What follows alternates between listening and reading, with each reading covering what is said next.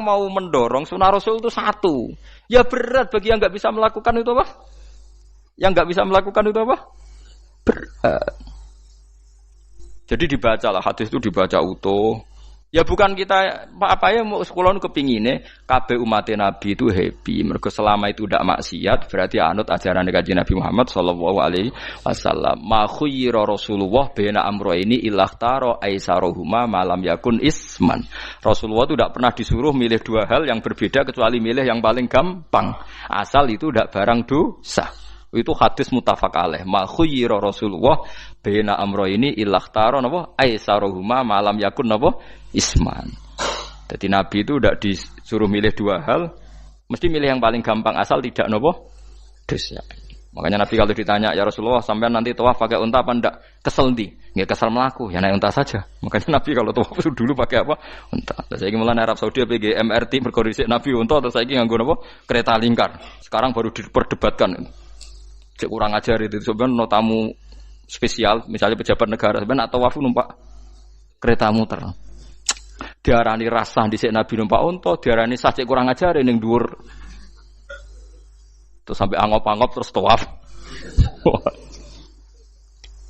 Sampeyan muni sah ta ora ya, jujur. Muni rasah Nabi dhisik tawaf. Ngagem unta muni sah kok kurang ajar. Wah, misalnya numpak kereta asenan anggap sithik-sithik sebeng 7. Kurang ajar juga. Saat ini lebih diperdebatkan, tapi ya mbak, sing bakas ngono ben ngerti hukum sampean, ben ora anak kiai iku bingung, ulama yo mikir hukum. Iku ketok ceria kula, sampean ora bingung ora ceria. Fa aba mongko mo sapa aksarun nasi sapa akeh manusa mo ila kufuron kecuali ngafirin nikmate Allah juhudan tegese ingkar li nikmati maring nikmat haitsu qalu sekirane ngucap sapa kufar mutir nabi nawi kada mutir nadien kaeringi udan kita binawi kada sebab posisi bintang sing ngene iki walau syi'na la ba'atsna fi kulli qaryatin nadhira walau syi'na umpama ngersakno ingsun Allah la ba'atsna yektine nugasno ingsun utawa ngutus ingsun fi kulli qaryatin ing dalam saben-saben daerah desa nadhiron ing wong sing ngelingno. Umpama wong ngersakno kabeh desa yo nabi, tapi kok kakek nabi malah repot kan. Yukhawifu kang ngekeki peringatan sapa nabi ahlaha ing penduduk Korea. Walakin ba'asnaka tetapi ning ngutus ingsun ka ing sira Muhammad ila ahli qura maring kabeh penduduk kuliah sekabehane ahli qura nadhiran khalidati nadhir khalidati nabi liya'zuma supaya gedhe apa ajruka ganjaran sira. Tapi kabeh nabi niku nggih pokoke Allah mampu mawon tiap desa dikai nabi, tapi Allah ndak melakukan itu cukup nabi sitok. Terus kabeh iki ana anut Nabi Muhammad sallallahu alaihi wasallam. Mulane ana guyonan wong Arab wong Jawa apik endi? Apik wong Jawa aja. Ke wong Arab iku cara obat iku dosis tinggi, mulane dikirimi Nabi. Wong Jawa cukup mudin, cukup kiai wis Islam. Dadi rapati salah lah. Penyakitnya ringan jadi diobati kiai iku wis dadi iman. Nah wong Arab kudu napa? Nabi. Berarti penyakit berat ringan apik endi? Apik ringan, mulane jare kiai Jawa, kita apik wong Jawa Gus wong Arab. Mergo ora butuh napa? Nabi, berarti dosisnya kan kecil ya, rendah. Sak muni-muni wis. Wong bingung, ngono kok omongane wong napa? Bingung. Lha opo nganalisis ngono barang. Ya wong nganggur iku repot wis. Fala tutik mongko aja nurut sira al kafirin ing pira-pira wong kafir fi hawahum ing dalam hawa nafsune kafirin. Dadi aja anut wong kafir ning menyangkut hawa nafsu. Tapi nek menyangkut kebaikan wong kafir sing kita kadang kalah baik dalam hal sosial, ya malah Allah kadang melehno kita mergo kok kalah mbek wong kafir. Nggih misale ngeten iki makanya Imam Suyuti nafsiri fala tutil kafirin ai fi hawahum. Dalam hal yang bersifat hawa napa? Nafsu. Misalnya begini, saya contohkan Allah melehno wong mukmin. Ada sahabat ketika perang itu tangannya terputus, kakinya juga terputus. Terus matur Rasulullah, ya Rasulullah gara-gara perang derekno engkau, saya tangannya putus, kaki saya putus. Ternyata tidak diapresiasi sama Allah, malah disalahkan. Gini kok Allah terus nurono ayat iyam saskum korhun faqad masal qoma korhum mislu. Jika Anda luka karena perang, orang kafir pun luka. Wong kafir, wong gento wae wani luka demi kekafiran, kok kuwe wong Islam jare demi Allah ora wani luka. Jika masyhur di kalangan para ulama, nanti setiap kebaikan itu dibandingkan kezaliman. Ya saya ulang lagi, nanti setiap kebaikan itu dibandingkan kezaliman. Misalnya kita jadi kiai ora enak, ora gaji tetap, setepak-tepaan, kadang untuk duit, kadang ora. Enak jadi PNS, gajinya tetap. Nanti kita disalahkan Tuhan. Pedagang narkoba itu gajinya juga enggak tetap. Risikonya tinggi, ditangkap polisi, hukumannya mati, itu saja berani. Kowe nyai trimo ngono rawani. Kowe tahajud kanyeben, bengi-bengi tangi tahajud kanyeben. Tukang maling ayam bengi-bengi tangi nyolong. Risikonya tinggi ya anyep wani. Jadi nanti kowe di depan Tuhan dimaki-maki, kesalehan kita akan dibandingkan kezaliman. Lah nek wong saleh diutangi dhuwit ora oleh medhit, sebenarnya dibandingno. Maling mbek maling utang-utangan, wong saleh ora utang-utangan. Ya memang begitu. Nah itu yang dimaksud ayat intakunu ta'lamuna fa innahum ya'lamuna kama ta'lamun wa tarjuna minallahi ma la yarjun. Jika kamu merasa sakit karena berjuang demi agama, orang-orang zalim juga sakit karena kezalimannya. Toh mereka berani. Coba jadi kiai bandar narkoba risikonya tinggi mana coba? Risiko jadi bandar narkoba. Antar geng narkoba juga musuhan, takut ditangkap polisi. Jadi kiai paling ono hasud sithik-sithik. Paling wong ngrasani. Kiai iso ngene omong tok ora iso nglakoni paling gitu. Padha kiai ini paling hasud. Ya sithik-sithik lah, paling serek. Kalau bandar narkoba gak cocok nembak. Karena rivalitas mereka ekstrim. Sehingga kalau sampean cemen jadi kiai nanti ya diingatkan Allah dibandingkan orang apa? Zalim. Jadi eling-eling ya. Terus semua kesalian kita, loyalitas kita pada agama nanti dibandingkan orang zalim karena mereka loyal sama pekerjaannya, sama kezalimannya.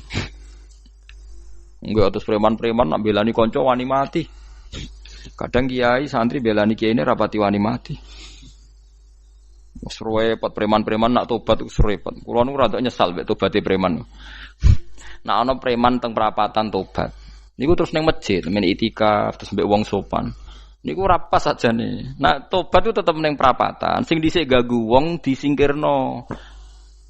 Dadi ku tobat tenan sehingga dhisik perapatan sing gawat dadi gak gawat. Mergo sing preman gawat diganti preman sing lunak. Ora terus ning masjid ya sing iki tetep diganti generasine ngono. Mestine maksudnya mesti ora kok terus elek mboten mestine tobaté ngoten niku. Sayyidina Umar itu dulu itu menakut-nakuti orang Islam. Angger ana ndekne wong Islam wedi kabeh. Terus Abu Bakar ya wedi kabeh wedi. Suatu saat Rasulullah mlaku-mlaku ngerti Umar gulut ning ukat, menangan. Kata Rasulullah andikan yang Islam itu hebat Islam. Hanya Rasulullah berdoa wa ma'izal Islam fi Umar. Akhirnya Umar masuk Islam. Hari Kamis masuk Islamnya. Ya sekira tau mikir to sak dinane niku lho sak dinane dongane Kamis masuk Islam Jumat.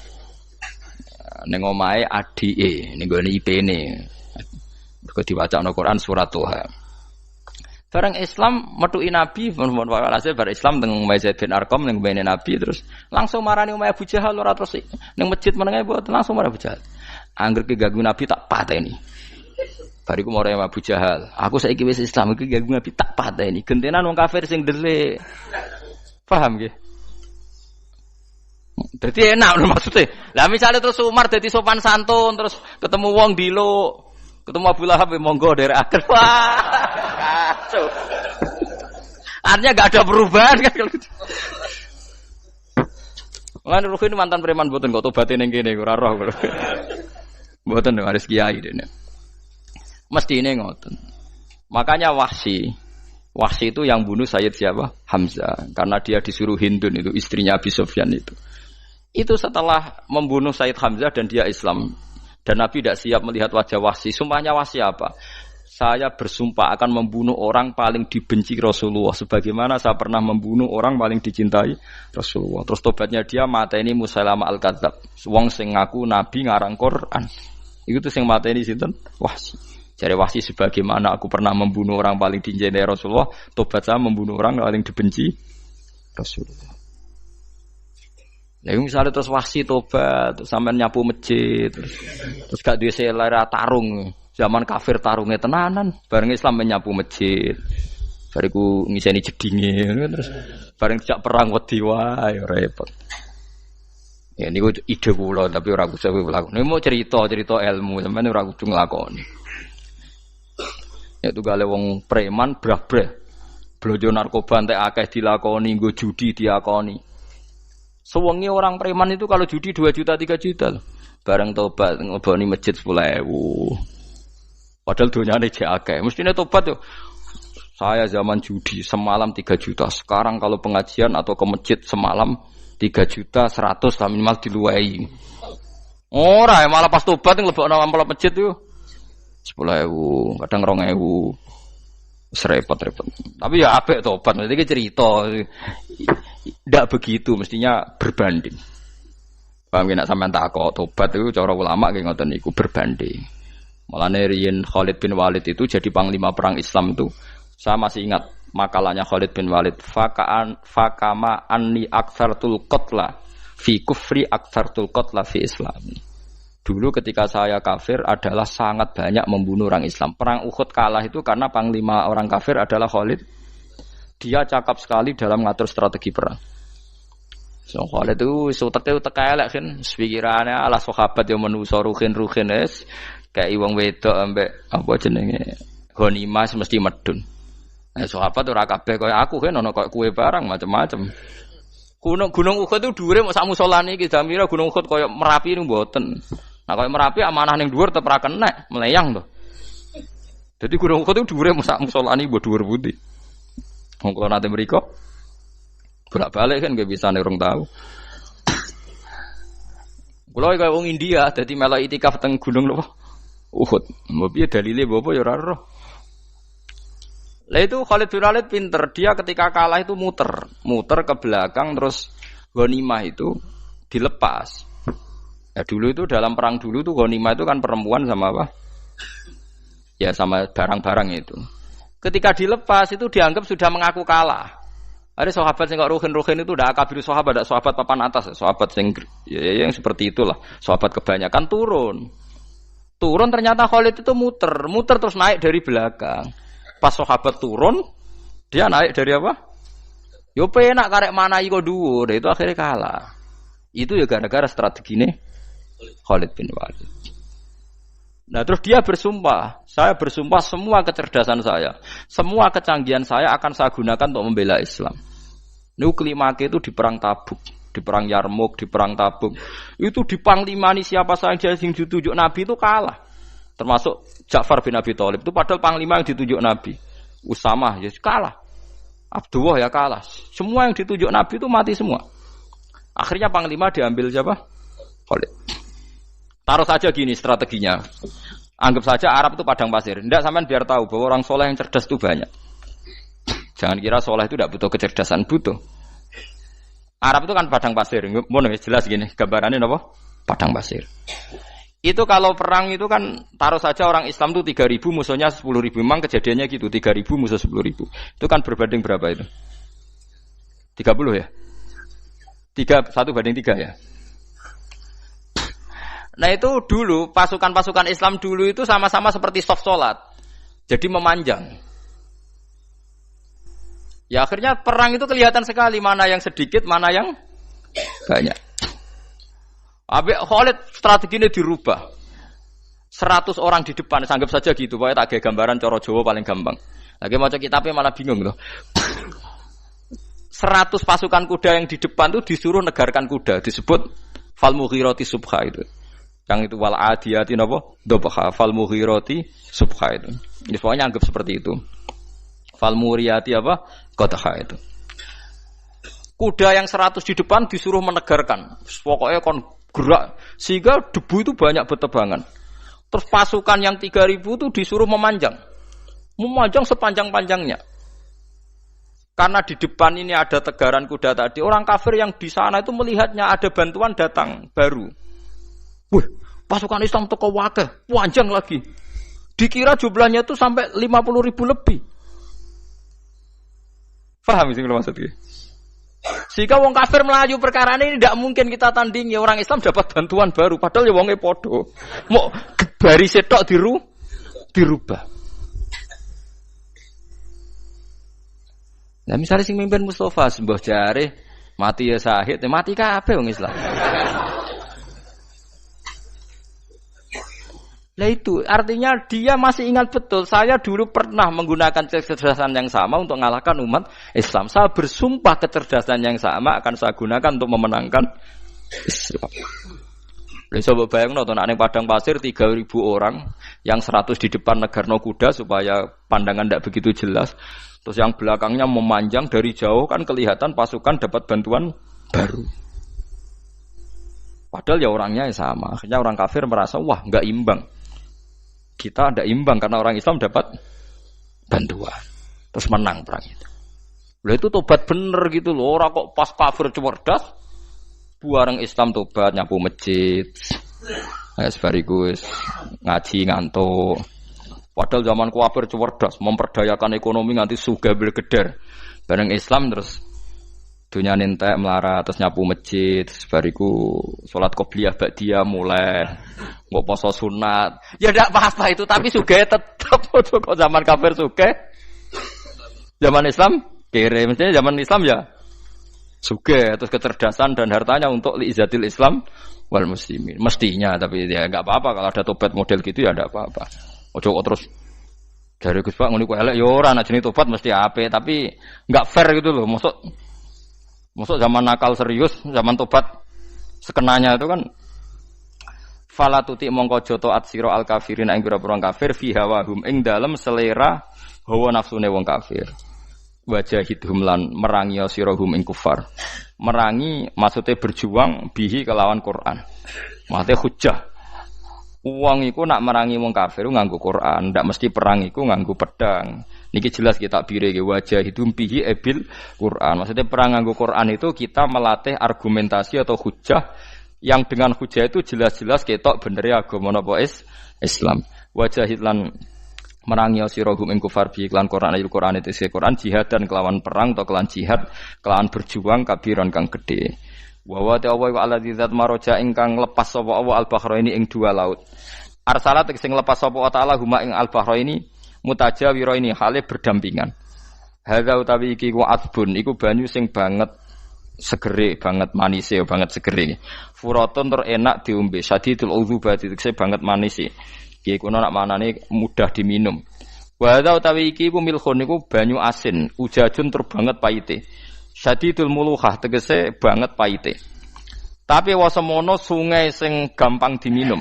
Misalnya sungai Komerapi sing napa gampang diminum maksudnya mboten pahit. Ketemu laut sing banget pahite meskipun banget asine. Apa hakikate gawe wajah alalan gawe sapa Allah taala bainahuma antarane banyu sing napa tawar lan banyu sing asin. Allah gawe barzakhon ing pemisah hajizan tekse pemisah. Kita ndak tahu pemisahnya piye pokoke akeh sing cerita banyak di tengah laut tuh air napa tawar layak tali itu ora campur apa hadu masalah sijine banyu asin dan banyu tawar bil akhir iklan sing liya mergo wonten apa hajiz wonten apa hajiz ana pembatas wa hijron lan tegese pembatas mahjuron kang iso nglindungi sitron tegese tutup mamnuan kang iso den cegah bi sebab anane sitru sebab anane pembatas apa ikhtilatuhuma apa campure banyu asin dan banyu tawar walami waladhi. Orang bermalam-malam jagungan sama teman asik itu kan perlawanan terhadap nafsu kita, syahwat kita untuk mungkin nikmati dugem di bar atau di tempat-tempat maksiat. Itu setan di Indonesia tuh kaku hati sama Ki Jawa. Orang supaya tidak tertarik maksiat itu Ki Jawa cukup ketemu kancane masak terong guyon, gejol-gejolokan zaman mondok, sewengi lulus sangka maksiat. Bar wis tutup. Saya akan cerita sedikit tentang tradisi hujjah. Dulu ulama itu kelihatannya sederhana, tapi kalau berargumentasi itu hebat. Tadi Gus Yofur menyebut kitab Mbah Hasyim itu mengharamkan kentong. Beliau masyhur itu punya kitab namanya Al-Jasus an Tahrimin Naqus. Intinya kentong itu haram. Secara dalil ini meyakinkan sekali karena ketika Rasulullah rembukan sama sahabat, kita dengan apa memaklumatkan orang kalau waktu sholat masuk. Ada sahabat yang usul pakai kentong. Dzakalin Nasara itu Nasrani. Ya pakai buk itu semacam trompet besar. Dzakalil Yahud. Kemudian ada yang usul kalau gitu api ya Rasulullah dzakalil Majus. Sehingga dari hadis itu Mbah Hasyim berpikir kentong itu haram. Tapi Mbah Fakih Mas Kumambang itu mengkritik Mbah Hasyim dengan ngarang kitab Hazruus Antahrimin Nakus. Jadi beliau ngomentari kitab itu sambil geleng-geleng kepala. Kitab kok keliru nganti ngono. Itu jadi cara pikirannya siapa Ki Fakih. Kentong di Indonesia itu kanggo wedhus dicolong gitu. Pos kampling gitu. Kalau ada banjiran ya kentong, ada maling ya kentong. Jadi enggak ada persamaan sama sekali dengan kentong yang milik orang apa? Nasrani. Sehingga di pondok saya itu ada kentong tapi jelek sekali. Karena itu satu-satunya cara supaya beda dengan kentong yang di gereja. Kalau elek kan mirip kentong di pos kampling. Itu ya agak-agak ilmiah sedikit. Dulu ceritanya Gus Zofur itu saya teruskan. Itu singkat cerita, itu kalau yang di kejadian di Termas itu Mbah Dimyati sudah nyuruh semua kentong disembunyikan karena mau ada Mbah Hashim. Cerita itu mukarrar di Kiai Fakih sama di Kiai Dimyati Termas. Setelah kentong dikumpulkan semua, Mbah Hashim datang, seneng, ngiranya Syekh Dimyati ini sependapat dengan beliau, yaitu sama-sama enggak ada kentong. Tapi setelah itu ada santri yang matur, Mbah Dim pun beres kentong pun kula delikno sedanten. Itu di depan Mbah Hashim. Jadi GR-nya Mbah Hashim bahwa Mbah Dim itu sependapat akhirnya hilang. Ternyata ini akal-akalan toh gitu. Karena santrinya matur, Mbah Dim pun beres sedanten kentong beduk sudah disingkirkan. Itu di depan Mbah Hashim. Saking lugunya santri, nah saking ikhlasnya agak ngerti mahalus syahid ini adalah Mbah Hashim. Saya mau meneruskan cerita Gus Zofur. Dulu Mbah Mun ngaji di Lirboyo, tapi Kiai Makhrus ngaji sama Kiai Khalil Harun. Kiai Khalil Harun itu adik juga sekaligus muridnya Mbah Umar Harun. Mbah Umar Harun itu generasi kedua setelah Mbah Ghazali. Beliau menantunya Mbah Ghazali, tapi ya sudah ponaan. Sehingga tradisi ini penting karena saya berkali-kali bilang di mana-mana. Status orang tua dan mbah itu adalah terserah anak cucunya. Bukan terserah mbahnya, tapi terserah anak cucunya. Saya tidak akan bosan mengingatkan ini. Saya pernah di makamnya Nabi Yakub, itu ya dikemuli bendera Israel. Di makamnya Nabi Dawud. Nabi Ibrahim juga dekat sinagog. Sehingga Quran membela Nabi Ibrahim disebut maka anak Ibrahimu Yahudi wala Nasrani. Karena ketika beliau berposisi di Israel, kemudian penguasanya adalah Yahudi, bisa saja makam ini ditulisi dan distatuskan ala Yahudi. Ya seperti Nabi Yakub. Nabi Yakub itu nabi yang kita yakin tentu berkeyakinan beliau orang baik, orang muslim, orang mukmin, tapi karena di desain mereka ya dikemuli bendera Israel. Dan disebut Abul Yahud.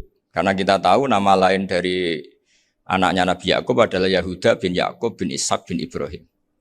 Sehingga perasaannya orang Yahudi menjadi Yahudi itu yang ngikuti mbah-mbahnya. Nah khawatir saya ketika buyut-buyut kita kaya. Buyut saya itu orang kaya dulu, namanya Badur Rahman. Itu kaya sekali, tanahnya banyak. Dulu cerita Mbah Hashim ya kaya sekali. Mbah Maksum juga kaya. Mbah Abdul Aziz juga kaya. Karena dulu itu inginnya kiai itu yo ketok sugih lah, gak ngel-ngelo santri. Tapi nanti kalau cucu-cucunya sudah ndak alim, itu ndak dianggap punya tanah itu karena untuk fasilitas santri. Aku tak kedonyan, mbah-mbahku ya kedonyan. Buktinya tanah yombo. Karena dia akan menafsiri sesuai cara berpikir. Makanya sanad keilmuan yang diceritakan Gus Zofur itu harus diulang-ulang. Kalau nggak diulang-ulang, maka kita akan berpikir sendiri untuk menafsirkan Masyayikhon al-Kiram atau Ajdadan al-Kiram. Nah, ini yang bahaya, yang sering Quran mengingatkan. Jadi ada status yang disematkan oleh anak cucu kayak orang Yahuda tadi, Yahuda bin Yakub bin Ishak bin Ibrahim itu menstatuskan mbah-mbahnya yang bernama Ibrahim itu Yahudi. Sampai Quran sendiri yang bela maka anak Ibrahimu Yahudi wala Nasrani. Karena secara geografis sekarang Ibrahim di Israel dan otoritas itu juga milik mereka sehingga mereka bisa masang-masang atribut yang menunjukkan kalau itu Yahudi. Beberapa al-alim al-alama yang minnah itu sudah wafat dan kadang-kadang dzurriahnya itu tidak kita. Kalau sekarang orang bahasakan kubu sebelah.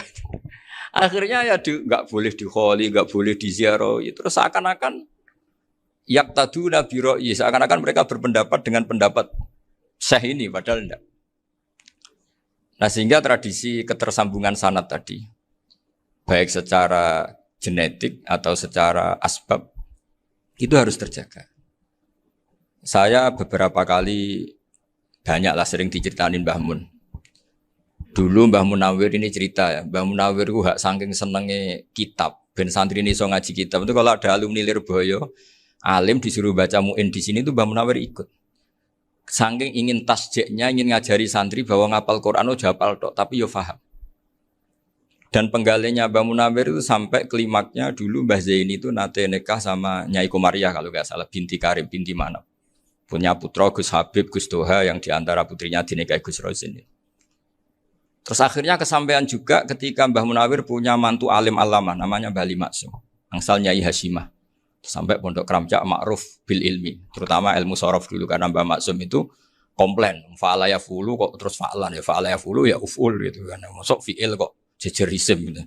Jadi dulu kata Mbah Mun itu ada persaingan ilmu sorof, sorofnya Mbah Maksum Ali Kuaron sama Mbah Ali Maksum Jogja. Jadi walian tok, yang satu Maksum Ali Kuaron, yang satu Ali Maksum. Ya itu dulu saingan ngarang sorop.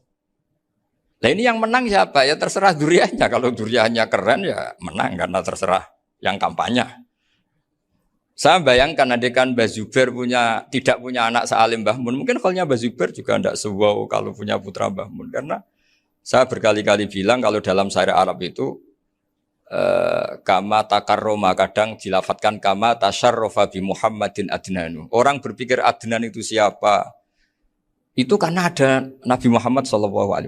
Orang mencari-cari Mbah Mun itu mencari Mbah Zubair karena ada Mbah Mun. Orang mencari Mbah Dahlan karena ada Mbah Zubair. Wong kok alime ngono bapake sapa? Wong kok alime ngono putune sapa? Tapi kalau kita ini sudah ndak alim, ini orang sudah enggak tertarik nyari-nyari leluhurnya karena dianggap selesai. Jadi yang dengan tanda kutip yang menghabisi mbah-mbahnya itu ya mesti cucunya. Ini mau ngamuk, mau peringatan, tapi ini juga peringatan pada diri saya sendiri. Jadi sehingga zuriyah ini penting. Kenapa para nabi mesti donga zuriyatan thayyibah? Kenapa selalu berpikir tentang zuriyah? Wa ja'alaha kalimatam baqiyatan fi aqibi. Karena zuriyah ini yang nanti bisa menstatuskan leluhurnya. Seperti tadi cerita Mas Maftuh ini tak puji betul, saya hari ini tidak ingin gojlok. Supaya kewalian saya tidak tergerus oleh kedoliman. Saya pernah diceritain Gus Zofur, juga sering baca buku tentang Mbah Maksum. Dulu Mbah Maksum kalau wasiat kembali ya gitu. Kamu harus NU dan harus mempertahankan NU. Tapi tidak dengan cara membenci Muhammadiyah. Dulu Mbah Mun juga sering cerita. Dulu Mbah Hasyim itu ngaji Syekh Mahfud. Nah, Mbah Ahmad Dahlan dulu namanya Darwis sering ngaji sama Syekh Khotib Minangkabau. Zaman itu Syekh Khotib sudah modern, sudah ikut gerakan Abdu, gerakan Almanar. Sehingga bawaannya Mbah Ahmad Dahlan ini agak agresif. Yang Mbah Hasyim karena hanya mulazim di Syekh Mahfud, hanya sesekali ngaji Syekh Khotib, beliau lebih seperti itu. Dan dua beliau ini sama-sama pernah ngaji Mbah Soleh Darat di Semarang. Mbah Hasyim sama Mbah Ahmad Dahlan yang dulu namanya Darwis. Jadi ini masih min minuskatin wahidah mimam bain wahid. Sehingga kita tidak kaget ketika Mbah Ali Maksum mengomentari Muhammadiyah itu masih ahli sunnah wal jamaah.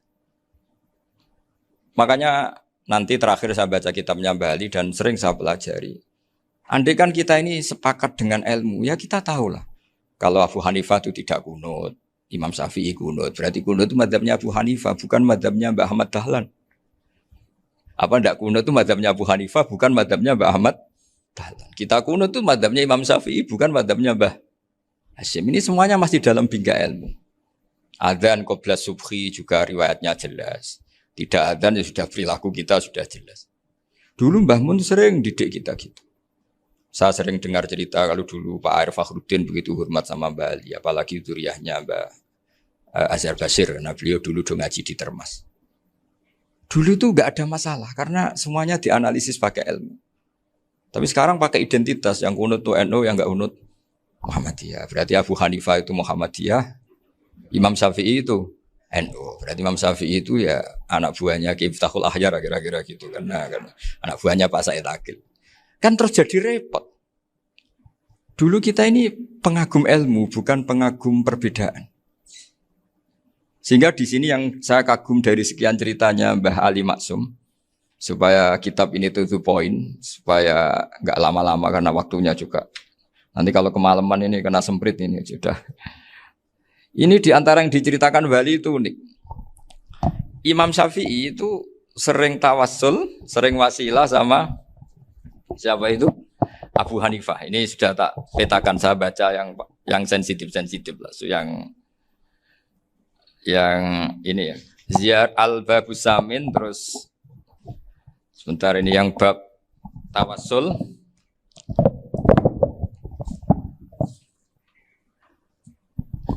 Ini di sini halaman 90, mungkin santri-santri kerap ya bisa ngecek lagi di kitab Hujjatu Ahli Sunnah.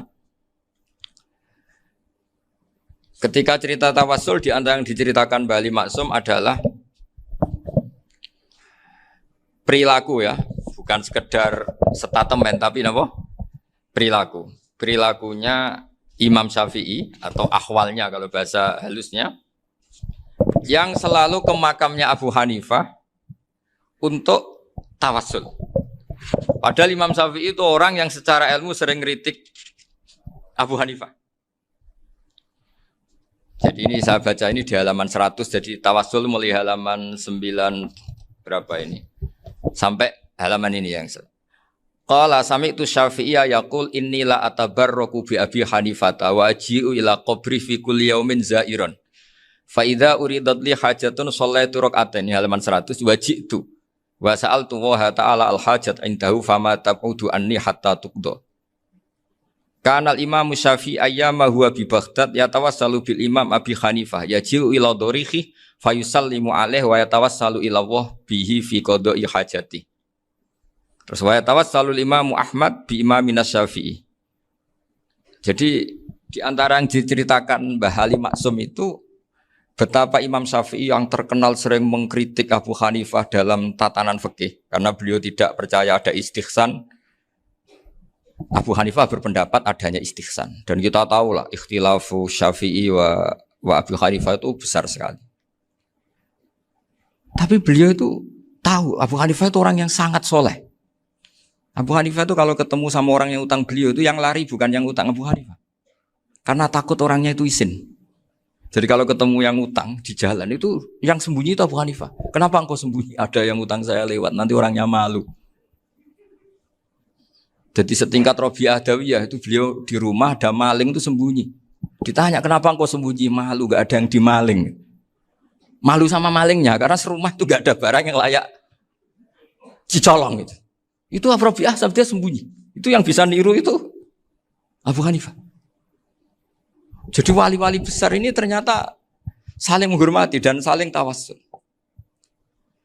Nah saya berharap tawassul ini bukan sekedar perilaku sosial, tapi memang ada sanatnya. Sehingga terus diceritakan Bali di sini dulu istaqa Umar bil Abbas. Kata siapa tawassul harus dengan Rasulullah SAW? Dulu istaqa Umar bil Abbas. Sayyidina Umar itu tawassul istisqa dengan Sayyid Abbas. Padahal kita tahu Sayyid Abbas ini tidak nabi. Terus beliau cerita sampai Imam Syafi'i tawassul sama Abi Hanifah. Sehingga enggak ada perdebatan itu kan Umar. Kalau Umar kan ada jaminan boleh diikuti karena beliau sahabat. Bali cerita tentang Imam Syafi'i yang tawassul dengan Abu Hanifah. Seargumentatif itu. Sehingga ada cerita dalam sebuah tafsir. Ya saya ulang lagi, ada cerita di sebuah tafsir. Kenapa Nabi Musa ditanya Allah, wa matilka biyaminika ya Musa? Ma'ana wa ta'ala a'lam. Tentu Allah sangat tahu yang dibawa Musa itu apa. Karena Allah tahu Nabi Musa itu grogi. Orang dipanggil Bali Maksum pasti grogi. Santri dipanggil Mbah Mun pasti grogi. Kenangan saya setiap dipanggil Mbah Mun ya mesti tanya. Yang ringan-ringan. Wis sarapan ya. Arung sarapan ya sarapan. Pas sarapan ya kan. Tanduk mangan sing enak. Orang santri ora tau mangan enak. Ya tidak pernah ngomong yang penting. Ngendikan yang penting. Nah karena Nabi Musa ini grogi. Ini sebagian tafsir. Itu ditanya yang ringan, sahaja iku nggawa apa? Karena pertanyaannya ringan, Nabi Musa juga ringan. Ya Nabi Musa itu sampai lali iku pangeran sing ya'lamu sirra wa akhfa. Diterangno. Niki tongkat Gusti. Gunane kathah Gusti tongkat iki. Qala ya aso ya atawakkau 'alaiha wa ahusyu biha 'ala ghanami wa liya fiha ma'arifu ukhra. Oh, tongkat Gusti niki penting Gusti. Nggih nak nggih macam-macam lah Gusti. Atawakkau 'alaiha wa ahusyu biha 'ala ghanami kangge menghalokan wal. Masih terangno terakhir dan yang lain-lain Gusti. Wal liya fiha ma'arifu ukhra. Sehingga akhirnya rileks. Karena Nabi Musa terus ngerti. Ternyata ketemu pangeran itu gak seserem yang saya bayangkan gitu. Pertanyaannya ringan. Itu ada ilmunya. Tapi cerita ini yang versi tafsir ini tidak yang seperti di Manaqibul Ghazali. Di beberapa kitab tentang Manaqibul Ghazali diceritakan di alam roh Nabi Muhammad Shallallahu Alaihi Wasallam itu yubahi bi ummati, saking yubahinya sampai ngendikan ulama ummati ke anbiya Bani Israel. Ulama umatku itu pinternya atau statusnya itu mirip-mirip lah. Kaf itu ya mirip-mirip lah, mirip-mirip gaya ulamanya nabinya Bani Israel. Akhirnya Nabi Musa itu tersinggung sekali. Bagaimana mungkin ulama disamakan dengan apa? Nabi. Sehebat-hebatnya ulama itu kan tidak akan yabluhu darajatan nubuwah atau yartaqi ila darajatin nubuwah. Itu akhirnya ya kalau kamu nggak percaya panggil. Yang dipanggil Imam Ghazali. Ya Nabi Muhammad juga gak mau kalah itu. Kalau manggil ulama RT ya kalah keok. Akhirnya Imam Ghazali datang. Ditanya sama Musa, Mas Muka, nama kamu siapa? Ana Muhammad bin Muhammad Al-Ghazali At-Tusi Asy-Syafi'i. Itu disebut panjang. Nabi Musa guyu-guyu. Kamu lama kok ngomong yang gak penting. Ditanya namanya kok penjelasannya sepanjang itu. Dianggap itu satu kesalahan. Masa tanyanya nama kok ditanya. Jawabnya Muhammad bin Muhammad Al-Ghazali At-Tusi Asy-Syafi'i. Kepanjangan itu.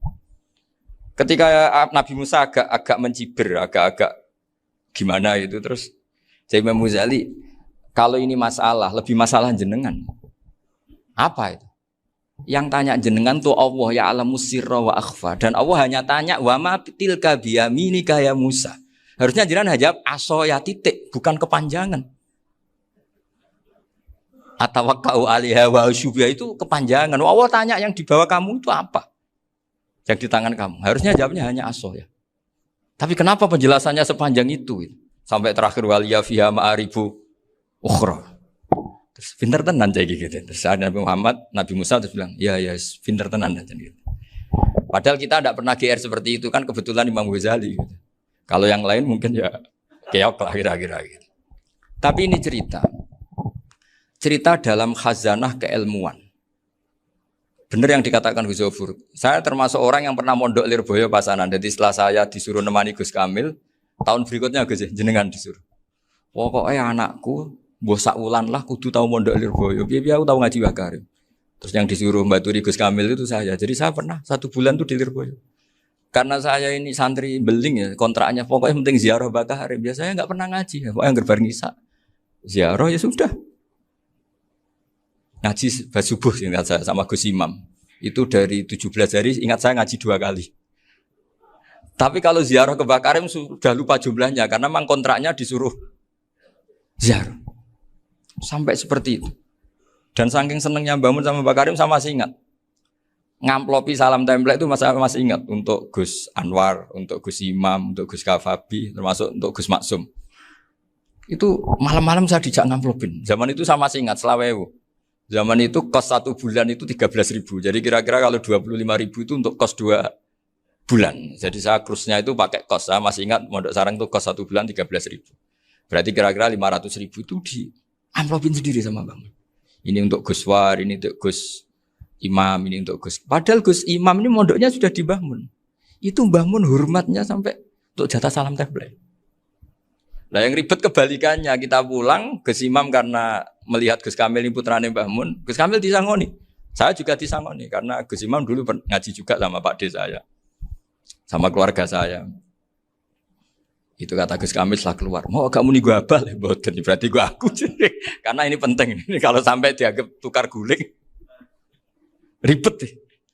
Jadi ditakwil sendirilah, mau kamu nih gue abal ya, boten yes berarti halal. Tapi sama Mbah Mun ya ditanya. Ditanyanya bukan apa karena untuk meneruskan tradisi bahwa kalau kiai ketemu itu ya saling memberi hadiah, saling itu sudah faqaddimu baina adina juwakum apa? Sedekah. Sehingga ketika Kapya ini punya Bali Maksum alim alama, kemudian melahirkan murid-murid yang juga ipar kayak Mbak Warsun bisa ngarang apa? Kamus Al-Munawwir, Pak Bik juga punya karangan Kamus Al-Mu'asir. Saya itu punya semua. Karena ini adalah buah dari bahwa kita ini tidak kalah sama produk-produk yang di sana. Bahwa produk di kita ini sudah cukup untuk mengantarkan orang menjadi alim alama. Dulu Mbah Zubair ke Mekah ya sudah alim alama. Gus Zofur ke Al-Azhar sudah alim. Semua teman-teman kita ke Mekah itu sudah alim semua. Padahal produk mondoknya ya tadi. mau digojlok kiai ini, terus mangkel be keamanan biasanya. Biasanya musuh besar pondok itu keamanan. Jadi bukan berarti gojlok ibunya Gus Miftah enggak, biasanya keamanan tuh musuhnya apa? Banyak. Itu tradisi keilmuan itu harus dijaga dengan hujjah dan dengan tadwin, dengan pembukuan. Saya punya sekian cerita ya, misalnya dulu kita mungkin iskal itu janggal. Kenapa sih orang Islam tukaran sama orang Islam? Sehingga di antara doa Nabi yang enggak dikabulkan Allah, enggak boleh dikabulkan sama Allah enggak boleh, bukan berarti enggak mustajab. Redaksinya famana aniha, memang enggak boleh. Redaksinya bukan falam yastajib lahu tapi famana aniha. Di Al-Marrah As-Salisa ini Nabi dilarang, yaitu melarang umat Islam itu jangan sampai tukaran sama umat Islam sendiri. Itu kata Allah, ya enggak bisa kata Allah, kalau itu tidak saya kabulkan. Itu dulu guru-guru kita nyontohkan sederhana. Kira-kira kalau saya tukaran wek Gus Zofuru, Mbah Mun luwih ikhlas dibanding ditukari wong liya. Nek ana kakak ditabuk adik, wong tua luwih ikhlas dibanding ditabuk tangga. Barokahnya membaca kita lebih mentoleransi. Kalau ada Mbah Hashim dikritik Mbah Fakih Mas Kumambang, kita ikhlas itu. Tidak dikritik guru PAUD, itu kan. Atau dikritik orang-orang yang enggak bisa ngaji. Artinya ternyata keliru kita bilang kiai kok tukaran. Justru bagus kiai tukaran. Dibanding kiai dikritik guru PAUD atau dikritik orang-orang yang enggak bisa baca kitab. Akhirnya barokahnya baca kita menjadi tahu. Dulu Mbah Mun sering cerita, ini masih cerita silsilah ya. Jadi Mbah Ali Maksum tadi kita tahu di antara guru besarnya Mbah Ali Maksum tentu Mbah Mahfud Termas. Beliau adalah adik dari Kiai Mahfud Termas. Mbah Dimyati ini adik Kiai Mahfud Termas. Itu punya saudara namanya Abdul Razak, juga punya saudara namanya Dahlan. Itu yang membawa Thariqah Syadziliyah di Solo Raya. Yang sekarang alhamdulillah diteruskan Gus Wafi. Dulu di antara pesannya Mbah Mun ke saya, hak Wafi kandani kon ziarah ning Mbah Dimyati. Mergo Thariqah Syadziliyah dulu itu yang bawa keluarganya Mbah Dimyati. Jadi semuanya ini masih dzurriyyatan ba'duha min ba'd. Nah, pesan saya karena tadi Mbah Munawir yang termasuk orang pertama yang bawa Quran, bawa qiraah sab'ah.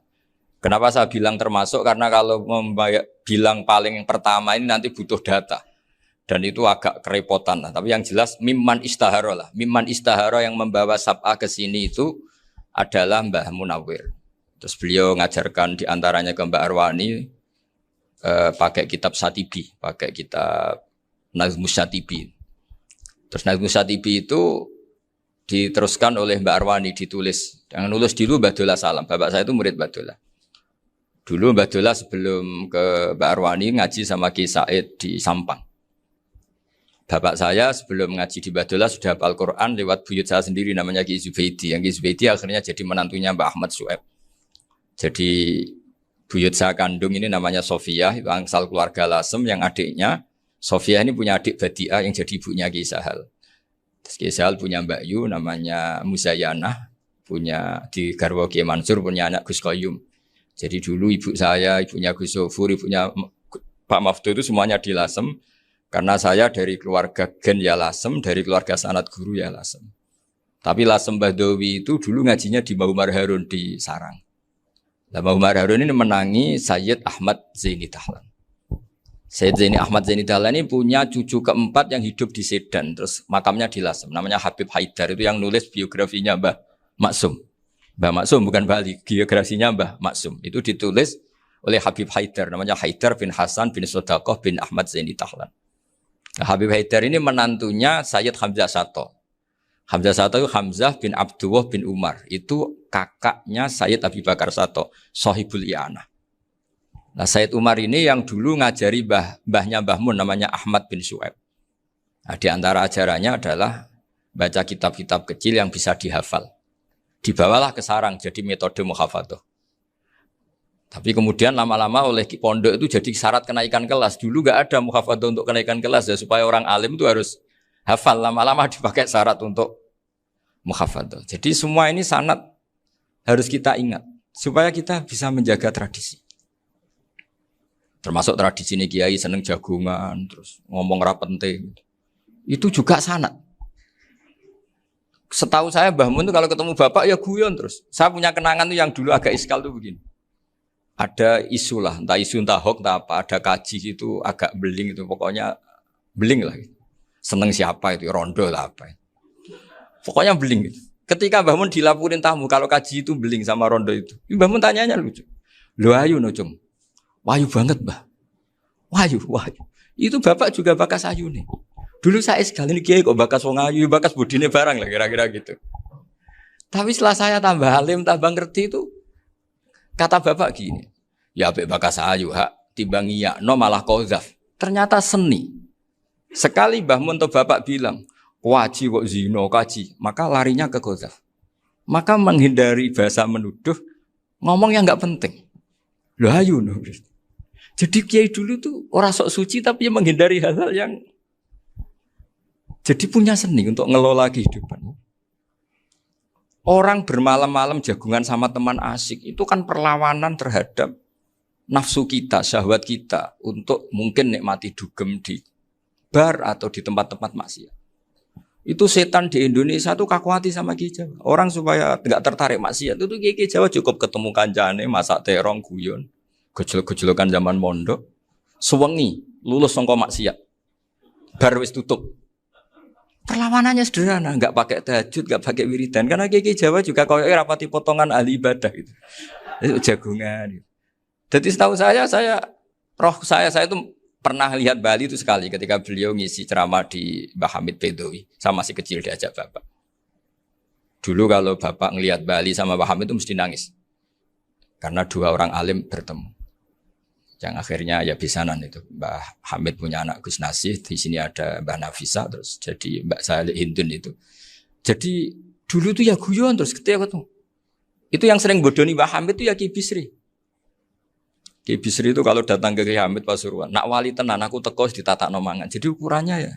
Ternyata sampai sana dikei mangan tenan. Masih belum mengakui, kan nak wali tenan aku iki kiai rung di mobil, dongakno aku di mobil. Sudah kalah satu seri itu masih gak terima.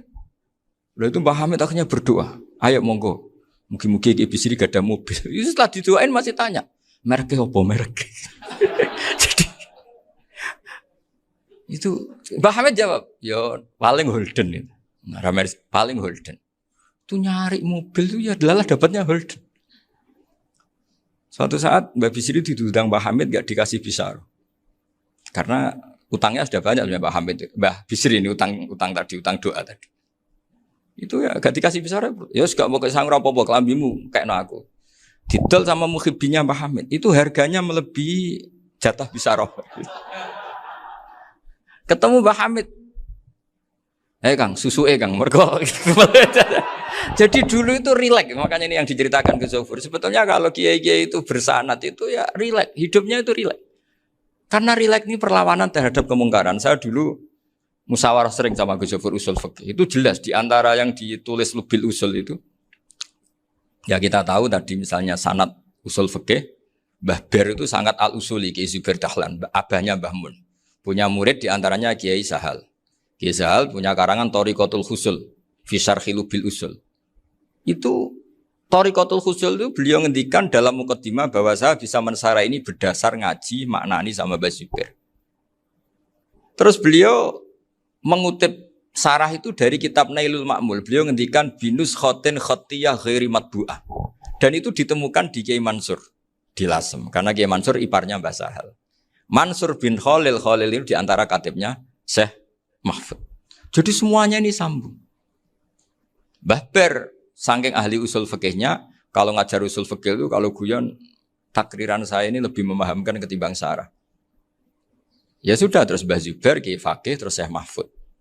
Di sini Syekh Mahfud termasuk orang yang dekat Mbah Munawir sampai putrane Mbah Mahfud, namanya Gus Muhammad, dibawa Mbah Munawir, kemudian mondok di Termas diantaranya, terus dinikah jadi menantunya kalau nggak salah Haji Taslim di Betengan, kemudian sekarang juriannya Mbah Mahfud di Betengan. Ini nggak boleh hilang secara seperti itu. Diantara di usul fikih diterangkan ketika diantara 5 hukum itu ada yang bernama mubah. Mubah itu boleh dilakukan, boleh ditinggalkan, dan kalau dilakukan ya tidak berpahala, tidak disiksa. Itu ada ulama yang protes nggak bisa seperti itu. Ifma min mubahin ila wa tahaqqaqu bihi tarku haramimma. Fa'il zamu minas sukun tarkul qatli wa minas sukut tarkul qadaf. Tidak bisa, mubah itu tidak ada. Kalau kiai jagongan semalaman, itu Allah ngitungnya itu hada taroka dugem, wahada taroka delok dangdut, wahada taroka kada wakada. Oh, itu luar biasa. Dan kita ngikuti yang seperti itu saja. Gak usah tahajud, gak usah witir telulas, kaya ora kuat timbang gremeng. Sewengi jagongan, setan ngenteni kita tergoda maksiat, ternyata maksiatnya sampai tutup, kiainya masih apa? Jagongan. Jadi jagongan saja ada ilmunya bahwa itu perlawanan terhadap tarkul ma'asi.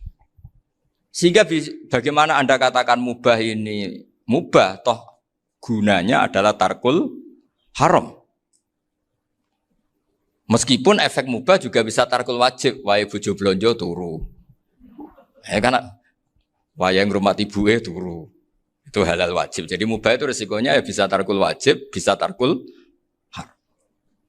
Sehingga kalau sanad ini terjaga secara baik, secara kultur, saya sering juga sakuan sama Gus Yofur, itu mesti tak niati gitu. Jagungan wong alim iku ibadah dan menikmati ibadah adalah dabul auliya wa dabul ulama. Kata Imam Ghazali, pada akhirnya waqud buhadatin al-istilzat bil mubahat. Kata Imam Ghazali, pada akhirnya qutbu hadatin, madaru hadatin, pokok dari agama ini adalah melawan kemaksiatan dengan kita menikmati al-istidzat bimbah. Kita menikmati sesuatu yang dibolehkan Allah Subhanahu wa taala. Dan seperti ini itu bisa qasmu dhuhri syaitan, bisa menghancurkan punggungnya setan. Karena kalau melawan setan dengan ibadah ini kadang kita capek selain isra potongan. Tapi nak kangkang ning komplek H gitu jagungan mbek kancane, ngenang melarate, mbok ngenang ra sekolah ramunggah, kenangan sing ramunggah diarani istiqomah. Gitu kan. Diarani tulus zaman, kok sing munggah dianggap kesusu. Saya ini punya pondok Quran, kalau ada yang hafal 3 tahun mesti digojolkan saya ini. Gak apik kesusu itu. Kesusu itu mesti tidak barokah karena tergesa-gesa apa? Hatam. Sehingga yang enggak hatam-hatam itu kayak partai mayoritas. Ini yang partai tulis zaman katanya. Ahli sobri katanya. Akhirnya di pondok gara-gara itu mau guyon, tapi enggak ada stigmasi yang enggak naik. Di Pondok Sarang itu saya punya teman itu banyak yang sekelas dengan saya, sekelas sama Gus Kamil, akhirnya sekelas dengan Gus Zofur. Padahal saya ini kakak kelas. Saya temannya, Gus Kamil temannya Gus Zofur. Ini anak ini nggak pernah naik, itu nggak dinyek, nggak dicibir di pondok. Karena guyonan tadi, guyonan bahwa ini bagian dari bentuk apa? Istiqomah. Nanti yang goblok juga tenang. Karena kiainya cerita, kadang santri goblok ya baru kan. Di sini pondok akeh santri ora tau sinau ning omah dadi kiai gede. Selalu kiainya tuh cerita seperti itu. Akhirnya sing goblok ya bangga dengan kegoblokannya. Iya, jadi kiai itu orang yang meskipun guyon ini barokahnya Masya Allah. Dan setahu saya kiai-kiai alim itu ya senengannya guyon karena tadi guyon itu luar biasa. Bapak saya itu kalau pesan sama saya itu enak ngaji is guyon nice. Wong ning omah mikir utang, mikir wedi bojo macam-macam kok ngaji kok jak nangis pisan, nangis ping pindho katanya. Sudah jak guyon ae. Paling gak lali. Dan beliau punya dalil kul bi fadlillah bi rahmati fa bidzalika falyafrah. Jadi jangan sampai orang ini farah bil maksiat, jangan sampai orang itu. Dan ini yang saya kenang dari sekian cerita murid Bali. Mbah Ali Maksum ya senangane guyon. Gejol-gejolkan mbek santri guyon. Ini saya maklumatkan ke semua santri beliau bahwa ini bukan sekedar guyon, tapi al-istilzat bil mubahat. Ini adalah perlawanan terhadap setan karena banyak orang bisa senang tuh kalau nunggu maksiat. Ini bisa senang dengan sesuatu yang tidak maksiat. Itu kayak apa hebatnya? Makanya Nabi itu kalau ketemu sahabat ya sering ngendikan yang ringan-ringan. Ya Umar ma'afalan duher jong mana piye ije. Kalau ketemu anak kecil ya. Nanti ketemu yang tua-tua yang sudah enggak bisa mikir, ya cerita-cerita saya mohon sekali murid-murid kerap ya. Jangan hanya ngaji fikih. Kalau hanya ngaji fikih itu posisi Abu Hanifah itu seakan-akan nyuwun sewu orang yang sangat tidak ahli hadis. Karena beliau di situ kelihatan kalah sekali dengan Imam Syafi'i. Apalagi di perdebatannya Muhammad bin Hasan Asy-Syaibani dengan Imam Syafi'i itu kelihatan sekali betapa Abu Hanifah itu orang yang nyuwun sewu ditinggalkan dalam ilmu hadis. Sampai beliau hanya dapat gelar min ulama ahli ra'yi, termasuk ulama yang kuat logikanya. Juga harus baca kitab-kitab seperti ini. Ternyata di balik Imam Syafi'i mukhalif pada beliau di bab-bab fikih, perilakunya sangat hormat. Sampai beliau tuh kalau tawassul ke kuburannya Abu Hanifah. Dan beliau ngendikan an-nasu fil fiqhi iyalun ala Abu Hanifah.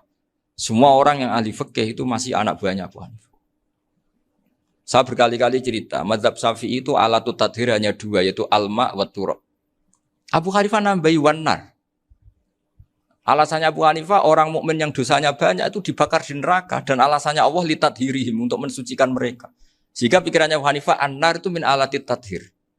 Apa yang terjadi ketika bata itu batu bata yang dibakar, di situ campur teletong, campur apa-apa, itu kalau sudah mazhab Abu Hanifah selesai, sudah suci.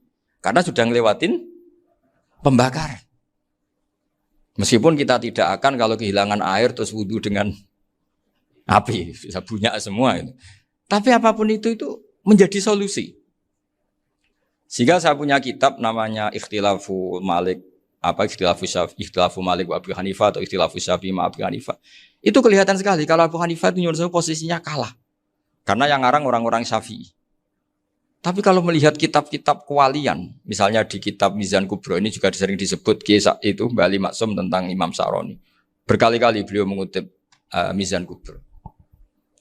Itu Abu Hanifah adalah orang yang sangat mukasyafah. Artinya ketika Nabi cerita air wudhu itu menjatuhkan dosa, tidak ada air wudhu yang jatuh ke kamu kecuali saat itu juga dosa kamu jatuh. Itu beliau datang ke Madharota Kufah. Kemudian beliau bilang sama si orang tua tadi, tub anizina.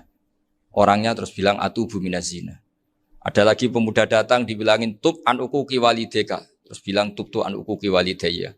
Sampai yang terakhir ada tub an simai alatilahwi atau an samai alatilahwi. Terus tub tu an samai.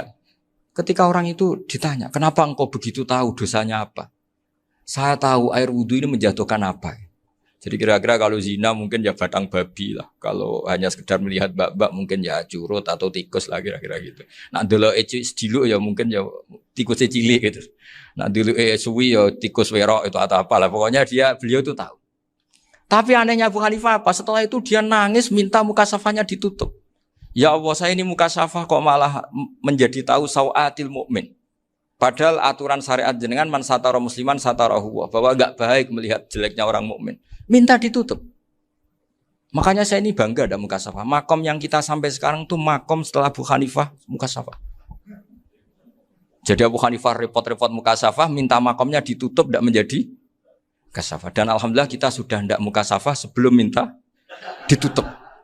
Jadi kita ini keren. Keren karena aturannya itu man satara musliman satara huwa, yang tidak tahu aibnya orang muslim maka Allah akan nutupi aibnya di akhirat. Dan kita alhamdulillah barokahnya tidak mukasafah, tidak ngerti aibnya orang mukmin. Jadi kita harus pakai patokan ilmu. Saya ulang lagi, kita harus pakai patokan. Makanya saya tahu betul ketika Kiai Hamid Pasuruan, beliau dulu ngaji Jamul Jame, ngaji Juman, Bali Maksum di sana sama Gus Habib, sama Gus Muhammad bin Mahfud. Termasuk mbah saya kandung dulu Kiai Sidik, mbah saya yang dari itu juga ngaji di Termas. Bapak saya dulu Kiai Nur Salim ngaji di Buyut Baiti. Dulu itu kawin juga sederhana, Kak, cerita Gus Sofur. Jadi bapak saya kandung itu Kiai Nur Salim itu ngaji di Mbah Baiti. Mbah Baiti itu adik kandungnya buyutnya saya dari ibu. Nah, Mbah Baiti itu teman akrabnya mbah saya namanya Kiai Nur Sam, Mbah Nur Sam. Singkat cerita terus Nur Kiai Jorabin Arabekno itu. Setelah bapak saya ke Badullah mau ditawarin jadi mantu, kata bapak saya kula pun dipek mantu Mbah Baiti. Akhirnya dapat ibu saya itu. Karena ibu saya itu cucu Mbah Baiti, cucu lambung. Jadi mbahnya ibu saya itu Mbak Yunya Mbah Baiti. Namanya Mbak Sofia tadi yang dapat Mbak Idris itu. Yang Mbak Idris ini bin Umar. Ya Mbak Umar yang mbahnya Mbak Hamid. Hamid bin Abdul bin Umar. Kalau bahasa itu Fatimah binti Idris bin Umar. Dulu kecilnya Mbak Idris namanya Abdul Khalik. Kalau kecilnya Mbak Hamid namanya Abdul Mukti. Kalau kecilnya Mbah Maksum namanya Muhammadun kalau nggak salah. Dulu itu orang dulu itu namanya dua-dua karena diganti ketika musim apa? Haji. Jadi ini terjaga. Sehingga tidak ada ceritanya kiai-kiai yang jagongan kemudian santrinya itu yang agak-agak khawatir. Kiai kok sungi-sungi jagongan, gak tahajud, gak duha, itu tidak ada. Karena ini dianggap fi'lul mubahat untuk melawan mungkarat. Jadi sehingga di kitab Ihya diterangkan, kamu jangan ngira orang-orang soleh ketika jagungan itu min ahlil bitolah wa takasul. Itu orang-orang yang pemalas itu enggak. Tapi mereka bisa mengasyiki Allah. Bahwa dalam jagungan ketemu teman ya asik, gejul-gejulkan sama Pak Maftuh ya asik. Dan keasikan ini bentuk perlawanan terhadap keasikan harus dengan maksiat. Itu kayak apa kalau kita ngaji sampai seperti itu? Termasuk tadi yang diceritakan Pak Maftuh kitab Hunyah. Semoga beliau cerita juga pernah belajar. Saya pernah belajar kitab Hunyah khatam. Itu diantara yang diceritakan Syabdul Qadir Al-Jilani tadi kata beliau Al-Jilani dipakai Jim Al-Jilani. Ini agak beda dengan kita. Mbak Zubair itu punya kitab namanya Al-Qalaid Al-Luluyah. Beliau menfatwakan nama-nama ajam itu kamu bebas. Ajamiyun fasna bihi masyita. Sehingga kita kalau punya kiai harus mau cokolal ustukhri. Sehingga mau cokolal istukhri. Tirmidzi juga nasibnya sama. Qolat rawahut Tirmidziyu. Sehingga rawahut Turmudziyu. Yang satu rawahut Tarmidziyu. Ya karena kita keluarganya Tarmidzi apa enggak gitu. Makanya kata Mbah Mun sama masih ingat. Kata cerita Gus Zofur tadi, adabnya Gus Zofur itu cerita tentang keluarga ibunya. Padahal keluarga ibunya juga orang-orang soleh yang luar biasa. Itu kata Mbah Mun, kowe roh jenenge Imam Bukhari tahu ya. Jenenge sapa? Saya nyebut Muhammad bin Ismail bin Ibrahim bin Mughirah bin Bardasbah. Lah iya Bardasbah mbok waca Bardisbah yo. Lah cara kene mbok Parmin mbok Parlan. Jadi Bardisbah mbok Bardasbah iku cara kene yo Parmin Bapak. Iku rak Mbah Fadl Senori dadi kabeh diwaca Arab. Jenenge Mbah Umar Harun. Dhisik yo wong Sarang, Mbah Harun mbok Kirun yo ora roh, wong dhisik yo wong kuno. Jadi kalau versi Mbah Fadl termasuk yang pertama bikin nasab Mbah Maksum itu tulisannya Mbah Fadl yang dikutip Habib Haidar tadi. Demikian tadi saudara-saudara pengajian kita hari ini bersama Gus Ba. Wassalamualaikum warahmatullahi wabarakatuh.